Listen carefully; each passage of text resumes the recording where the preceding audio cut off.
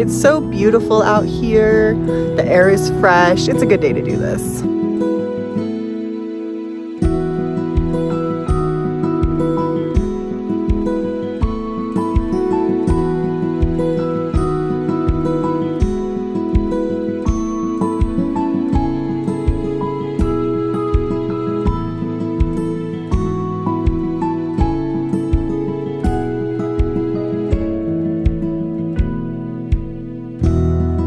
Found a mysterious hole. Not that mysterious, it's not that deep, but it is a mysterious hole.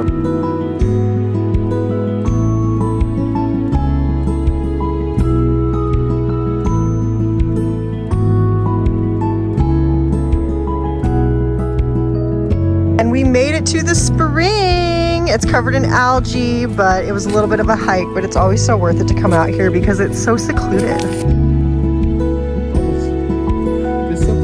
There's something in here. It's a magical fairy pond. These are essentially almost like little fairy pools in the desert, which is kind of cool because you'd think they wouldn't be out here. And yet they are. Nature finds a way.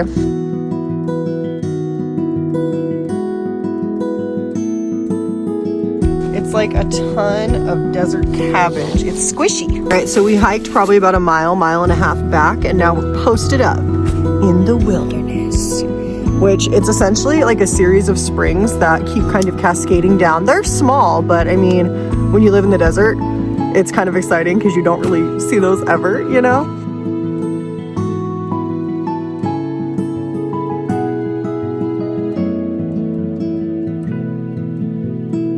Okay, we've returned to the mainland, and now we're gonna go get some food because you can't go on a hike without getting some food afterwards.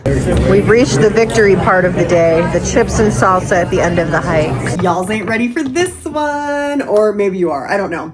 So right now I am painting and I'm watching this show on Hulu called Sasquatch. And it came out a few years ago, but it's about this guy he's an investigative journalist. And I guess back in the 90s, he was working on a weed farm in Humboldt County in California.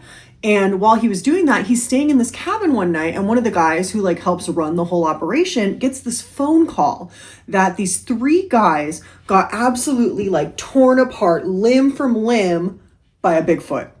And now, like 20 years later, he's actually investigating the whole thing.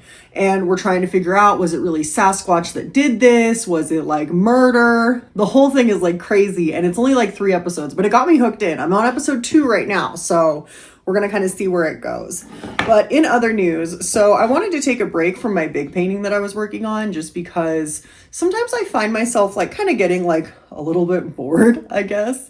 And I always want to like kind of keep my creativity like flowing in different ways. So I'm working on a smaller painting that honestly, I started this back in like the fall and I kind of dropped off from it. But I'll show you a close-up later. But it's a little pie and it's got angel wings. So it's a little pie in the sky. And my plan is I want to make it a part of a set. So we'll have like a cute little angel pie and then we'll have like a devil pie. So I don't know. It was inspired when I was very hungry in the fall and I wanted something sweet. So that's what I'm working on right now. But I am just like so about this show. Like, I don't know what it is. I'm not a big true crime person, but I am a big cryptid person and anything weird like that. So we're going to see where this goes. We're going to find out who tore these guys apart. So yeah. So I just finished that Bigfoot show, and that just gives me Sasquatch. And honestly, dude, it was so cool. It was cool because it wasn't necessarily just about like Bigfoot himself. Like they talk a little bit about that, but really it's a lot more like kind of like a hunt for the truth. Like you're talking to this journalist who he almost feels validated by the information that he finds because it is more to answer his own questions in his mind. And they relate it to talking to some Bigfoot hunters who they talk about the same way. They need to feel validated. And that's why everyone is kind of on this search for the truth, is in order to get that validation.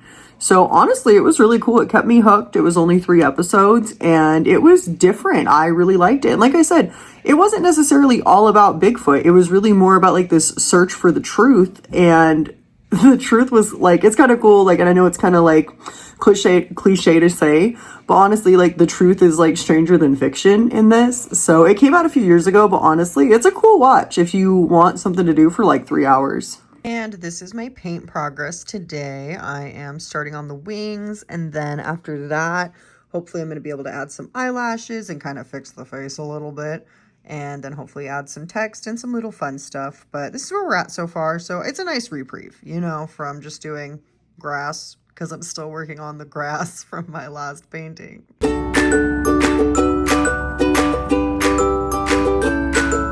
So I'm back to working on the horse today, and I think what I'm going to try to do is I'm going to try to take nail polish remover to the paint because it already is starting to come off. And my current plan is I have a couple of mannequins that what I've done in the past with them is I've taken nail polish remover to get all of the paint off, and then I've painted them white a few times as almost like a base. So I'm going to try that with the horse and see how that goes.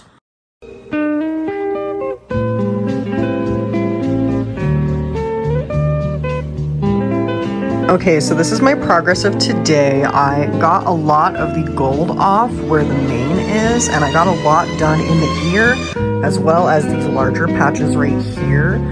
I think my current plan is I'm going to get like some Q-tips after I do everything and kind of fine tune some of those pieces. And if there's a little bit of paint stuck on, honestly, it's not the end of the world. I've had that issue in the past with some mannequins, and it seems to be just fine. I also started on the saddle, so yeah.